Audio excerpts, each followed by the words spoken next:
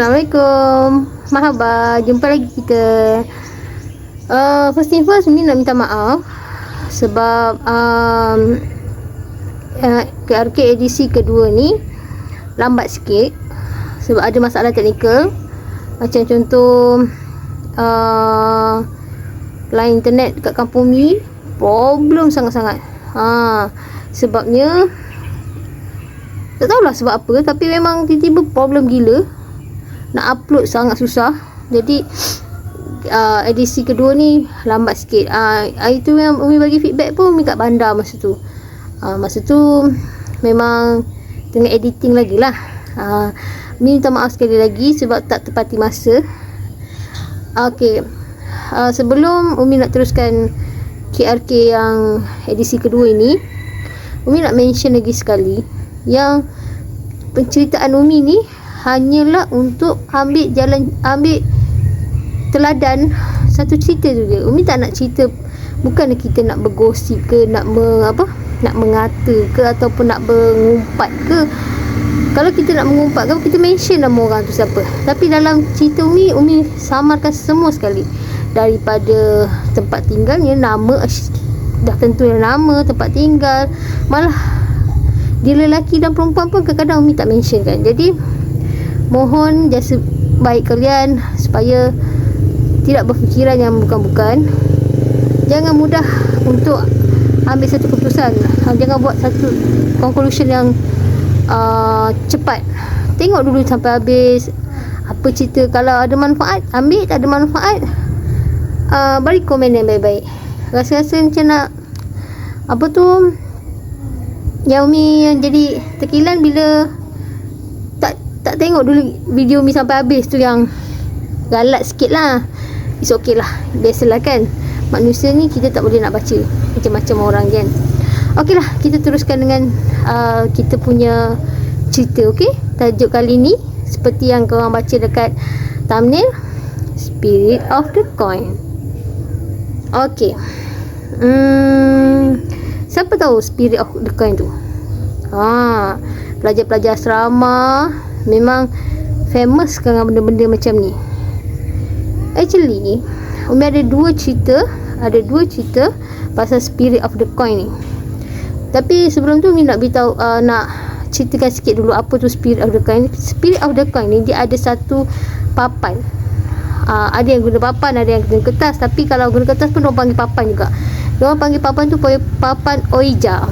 Dan cara mainnya ialah diorang letak koin lah dekat situ, ada A, B, C, D, F, G kan. Kalau korang google papan Ouija tu, korang tengok lah bentuk dia macam mana. Ada yes, no, lepas tu ada A, B, C, ada 1, 2, 3 kat bawah tu. Umi tak akan cerita betul-betul lah, bukan cerita ni nak ajar korang pula main Spirit of the Coin tu. Tapi Umi nak cerita tentang kesan yang main Spirit of the Coin tu. Okay, Spirit of the Coin ni tak kira sebenarnya berapa orang dia nak main. Tapi kena ada, orang kata apa, jari duit shilling tu. Ada yang kata pakai darah lah, ada yang kata tak payah pakai darah lah. Umi tak tahu sebab Umi memang tak jenis nak main benda-benda yang tak manfaat ni. Okey lah, nak dijadikan cerita. Cerita pertama ni berlaku pada diri Umi sendiri. Masa tu Umi belajar dekat sebuah kolej swasta dekat area Kajang, Bangi, sorry, dekat Sungai Ramal. Okey, a few moments later. Minta maaf, ada technical problem sikit. Kat mana kita tadi? Okey, Umi belajar dulu dekat satu kolej dekat Sungai Ramal. Kolej tu memang tak apa famous lah. Umi ambil course multimedia visual. Okey, Umi ambil CJ je masa tu, SKM, CJ Kamera Malaysia. Okey, nak jadikan lagi story. Masa tu dah SEM 1 akhir-akhir lah, akhir SEM 1. Kita orang ada ujian. Ujian tu tak dia macam pointer-pointer, ditulis terampil dan tak terampil je lah. Nak gelak dulu sebab memori kan. Masa tu masa dah hujung-hujung ujian tu, kita orang dah buat presentation, dah ada buat segalanya, semualah, everything.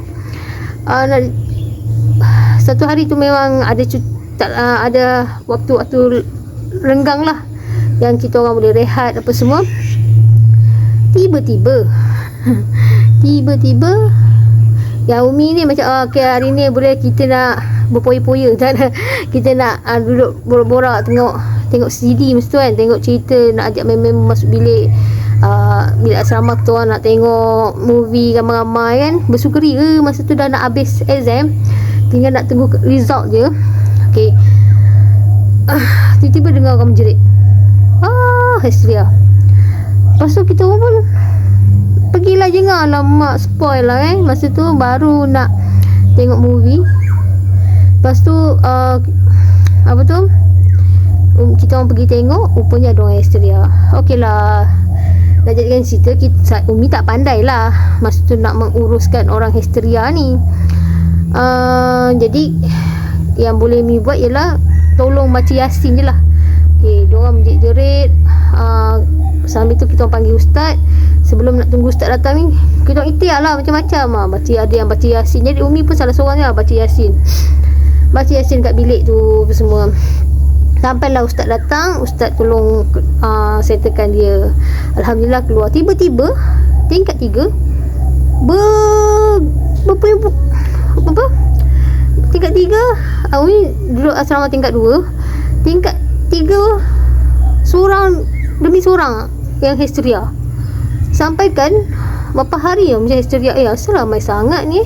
Masa-masa tu tak tahu apa-apa yang berlaku, apa sebab-musabab dia, tapi memang hysteria. Masa tu memang sangat kelang kabut, sangat serabut pun ada. Lepas tu sampai terpaksa kita orang minta tolong asrama pelajar-pelajar lelaki untuk masuk bantu, sebab ramai tak terdaya dah nak, orang kata perempuan-perempuan ni nak tolong. Jadi ramailah lelaki, pelajar-pelajar lelaki masuk yang tolong. Lepas tu hari macam orang ni menjerit, orang tu terjerit-jerit, ada yang kerasukan seperti ada baby lah, macam-macam. Jadi kita orang ni tanya-tanya lah, apa sebabnya ni? Sampailah satu hari, dah semasa tu dah terlalu kecoh sangat-sangat.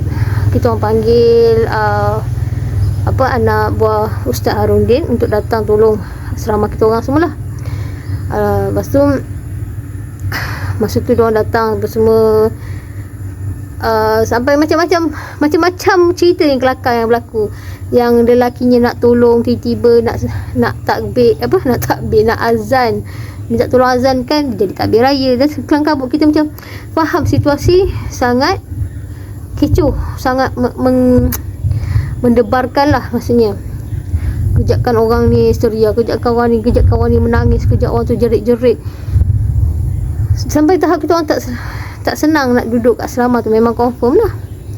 Lepas tu bila dah diasingkan, mana yang tak hysteria, mana yang boleh diselamatkan apa semua, memang semua dia boleh selamatkan lah. Maksudnya mana yang teruk, hysteria melampau-lampau sangat, mana yang tak melampau sangat, diasingkan dan diubatkan. Barulah kita orang tahu apakah sebab musababnya. Nak dijadikan cerita, adalah dalam lebih kurang 10 orang tu, lebih masa tu, tak apa ingat lah Umi. Rupanya main Spirit of the Coin. Masa diorang main tu, diorang boleh tanya tentang keputusan peksa, ramalan diorang lulus ke tak lulus. Lepas tu sampailah melarat kepada esok-esok kahwin dengan siapa. Jadi benda yang dipuja dan dipanggil itu datang dan beritahulah yang diorang tu akan lulus, diorang kahwin dengan siapa. Kelakar lah. Sebab apa? Percayakan dengan benda-benda yang tak betul. Sebab setan ni yang boleh tengok ramalan masa depan tu berlaku pada zaman Nabi Musa je. Sebab masa tu pintu langit masih dibuka. Jadi ahli sihir masa zaman Nabi Musa memang ramai. ahli ramalan. Sebab apa? Dia menggunakan perantaraan jin, iblis untuk naik ke langit, untuk tengok kat dalam buku Lauh Mahfuz ramalan yang akan datang. Jadi masa tu dah saat ketika tu boleh lagi. Apabila dah melampaui sampai tahap melampaui batasan, Allah perintahkan untuk tutup pintu langit, maka dah tak ada lagi dah. Jadi kalau ada yang meramalkan akan datang, kalau meramalkan yang ke belakang ni, insya-Allah ada yang boleh percaya lah, ada kadang tak boleh percaya pun. Senang kata jangan percayalah kan, ada yang mengarut semua. Jadi kalau yang masa ke depan ni sekarang ni memang tak boleh, memang tak ada dah yang boleh tahu akan datang. Maka yang sahabat-sahabat kawan-kawan Umi yang agak low sikit mind dia, minta maaf, pergi tanya beli makhluk tu lah. Pergi tanya. Lepas tu makhluk tu kata okey lah, dia dah dapat jawapan. Dia kata dia nak bersahabat dengan 10 yang ada dalam bilik tu. Dia orang tak tahu yang diorang ada 10 orang sebenarnya. Dia nak 10. Dekat mana? Dekat sini katanya. Nak jumpa. Tapi diorang ni semua tak berani. Yang cerita daripada Umi dengar lah, yang diorang ni semua tak berani pergi, tak berani jumpa. Kira macam benda tu nak bertuan lah. Jadi benda tu marah. Kan ingat tak Umi cerita ni, pertama kali yang ada yang menjerit sebelum Umi dengan sahabat-sahabat Umi tu nak nak berjimba-jimba kan, nak tengok-tengok CD apa semua, nak tengok movie. Ada yang itu pula, masalah dia ialah dia terbaling botol dekat atas satu bukit. Asrama Umi ni, ni bukit gitu.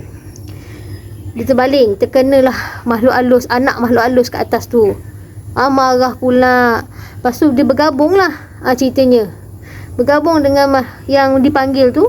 Maka tu yang ramai-ramai masuk dalam asrama, marah. Benjol kepala anak dia.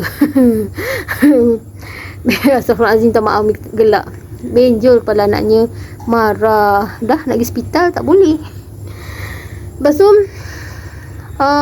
jadi itu yang mengamuk, yang jadi histeria, masal kata bahasa Indonesia kan. Masal kan, ramai-ramai tu maksudnya. Histeria yang kesurupan. Saya suka, saya tahu juga bahasa Indonesia.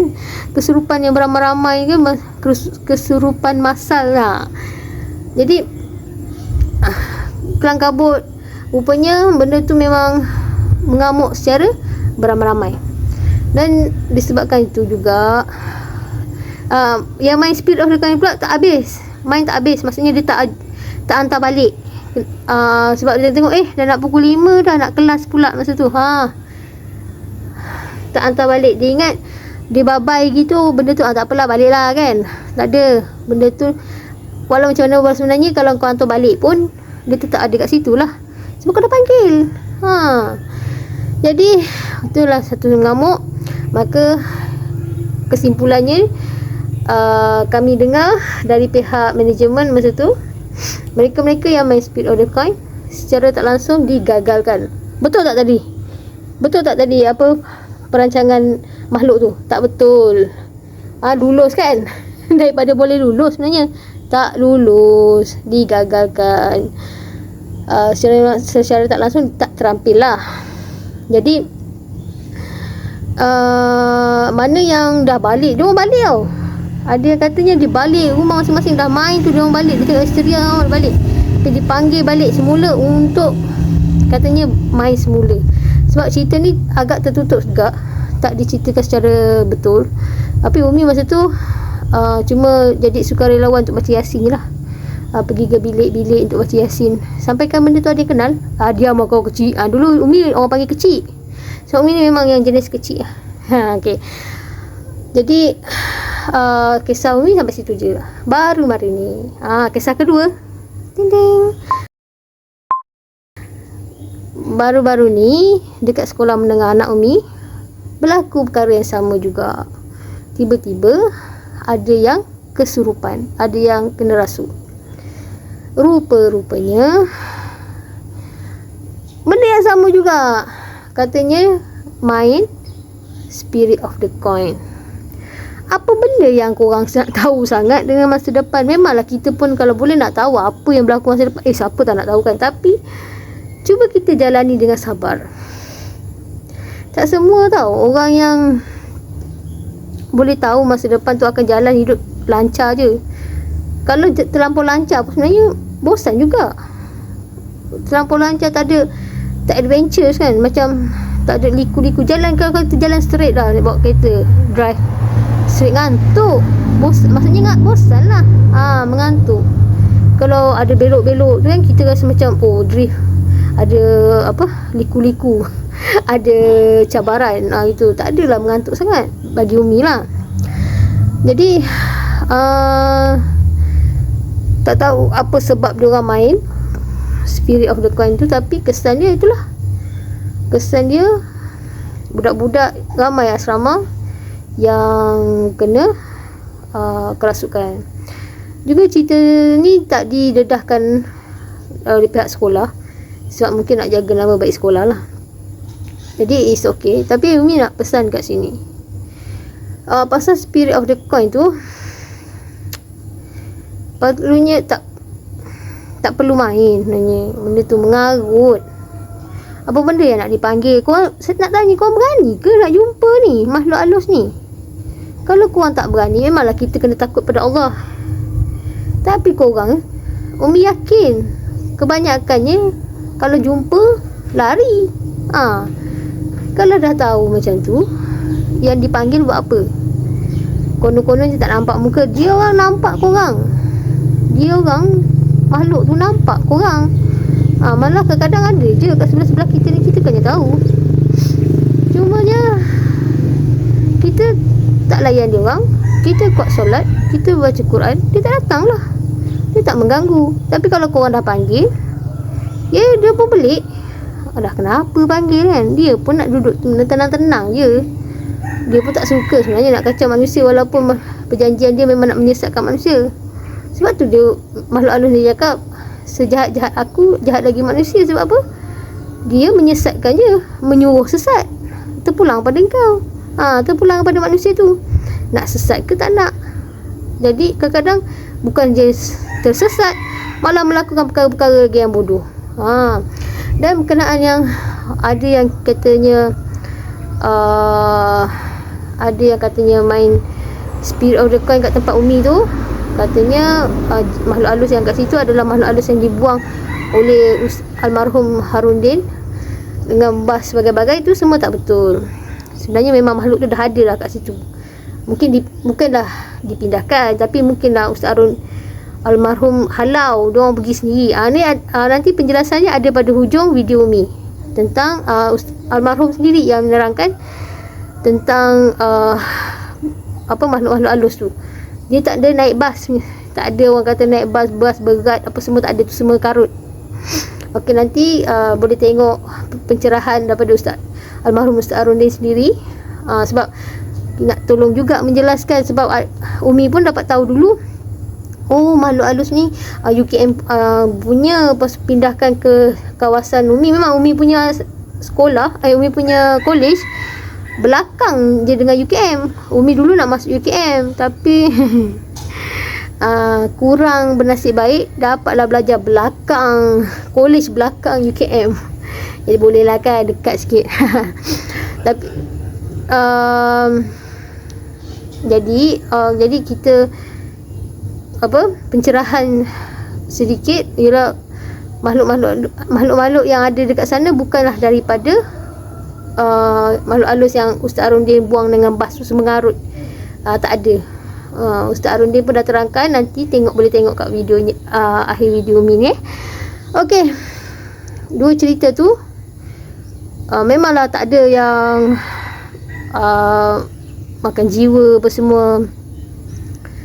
Tapi kita boleh buat satu kesimpulan lah.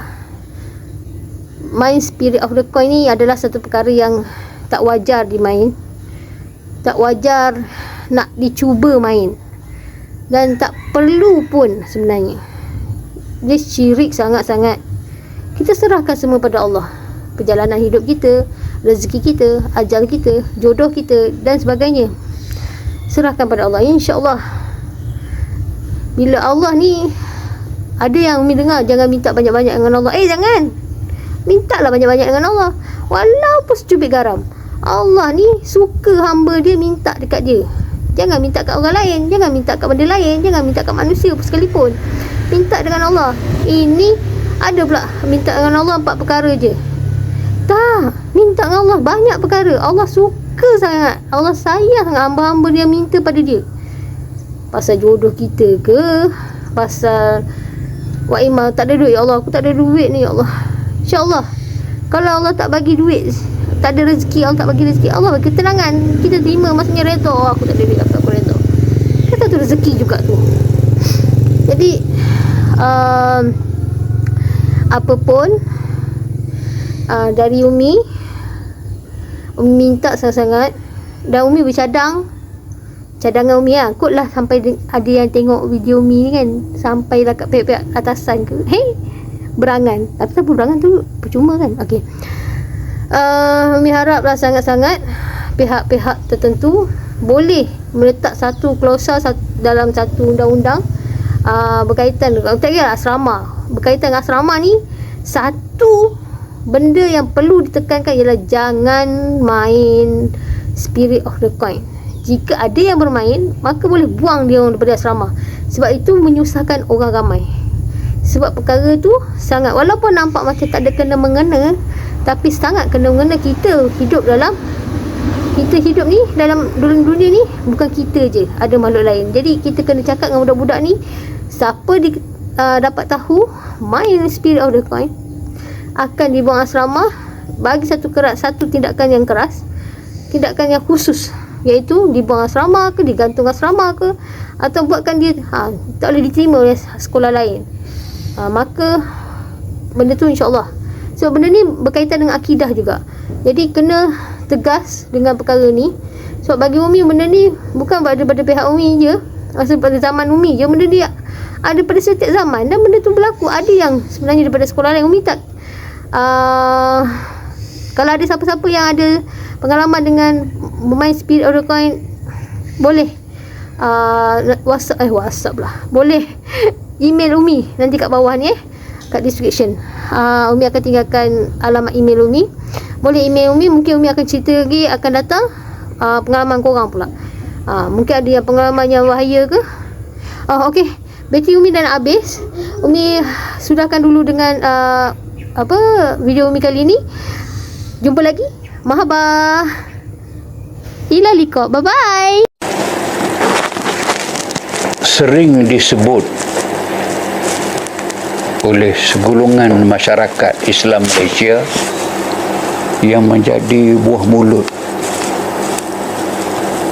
banyak orang tentang betul atau tidak, berlakukah atau tidak saya pernah memindahkan segolongan makhluk halus jin dengan menggunakan keinderaan manusia, iaitu bas. Dan ada yang spesifik mengatakan bahawa saya telah memindahkan makhluk halus yang mengganggu kampus UKM Bangi dengan menggunakan bas. Beratnya bas itu seperti macam tidak dapat bergerak dan sebagainya. Saya telah pun menjelaskan ini dalam beberapa pertemuan lain yang pernah diajukan kepada saya, dan sukalah saya nak sebut lagi sekali.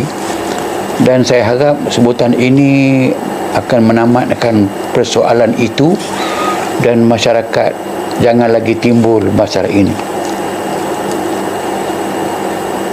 Adalah amat tidak benar saya pernah membuat suatu usaha memindahkan jin dengan menggunakan bas.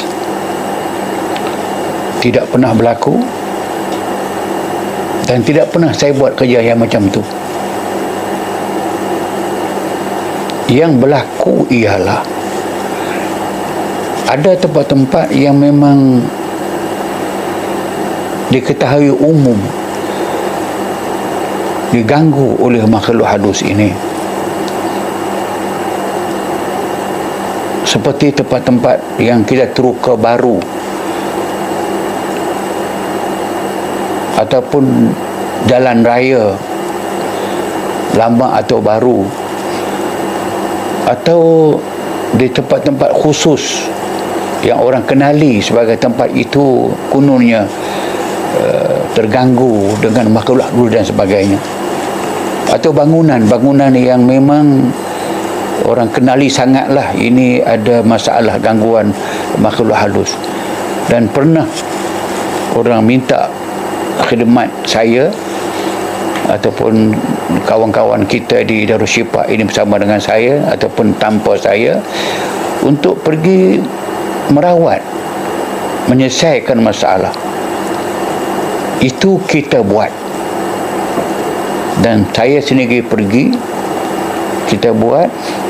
Tujuan kita buat ialah nak meminta, memohon kepada Allah Subhanahu Wa Taala kekuatan diberi kepada kita dengan kaedah rawatan tempat, supaya mereka itu berpindah dengan sendiri mereka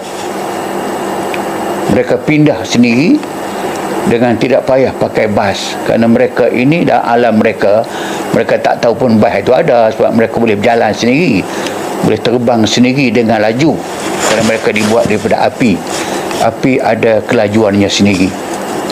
Okey, so apa yang kita buat ialah kita menggunakan kaedah hadis Sahih Al-Bukhari dalam kitab Al-Ittihafat As-Sunniyah fil Ahadis Al-Qudsiyah. Hadis yang pertama lagi ada. Hadis itu berbunyi, Inna lillahi malaikatan sayyarah yatufuna ala ahli dunya yaltamisuna majalis az-zikri fa idza wajaduha waqafu wa rafrafu bi ajnatihim, sampai akhir hadis itu. Satu halaman besar buku, saya terjemah saja. Yang bermaksud hadis sahih, sesungguhnya bagi Allah Subhanahu Wa Taala ada malaikat khusus yang nama dia malaikat sayyarah. Maksudnya malaikat yang berjalan terus menerus. Jalan di mana? Yatufuna, mereka mengelilingi dunia. Apa mereka buat? Yaltamisuna, mereka mencari-cari. Majalis zikri, majlis zikir. Apa yang majlis zikir? Zikir ialah majlis yang ada padanya membaca Quran, menyebut nama Allah, bersalawat atas Nabi, bagi tazkirah, at-tahlil, at-takbir, apa sahajalah yang namanya mendekatkan diri Allah Subhanahu Wa Taala, dipanggil majlis zikir.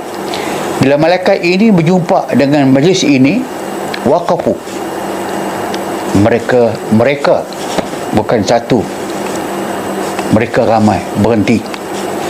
Dan malaikat sayyarah ini kita fahamlah bukan 10, bukan 100, mungkin 1000, mungkin juta, sebab banyak orang yang sedang berzikir.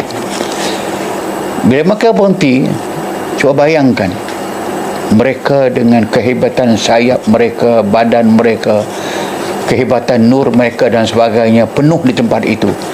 Kalau tempat yang telah ada gangguan makhluk halus tadi, samsing jin yang ramai, tiba-tiba datang tempat itu malaikat rahmat yang begitu besar, yang begitu hebat, masing-masing itu mengepak sayap mereka dan menunggu apakah permintaan kita akhirnya kepada Allah Subhanahu Wa Taala. Dia melaporkan lepas itu, lepas habis kita buat zikir, dia melaporkan kepada Allah Subhanahu Wa Taala dengan mengatakan, kami datang kepadamu ya Allah, daripada kumpulan hamba-Mu yang sedang berzikir kepadamu ya Allah, memujimu ya Allah, baca ayat-Mu ya Allah, berzikir ya Allah kepada Ta'ala. Tu Allah tanya malaikat itu,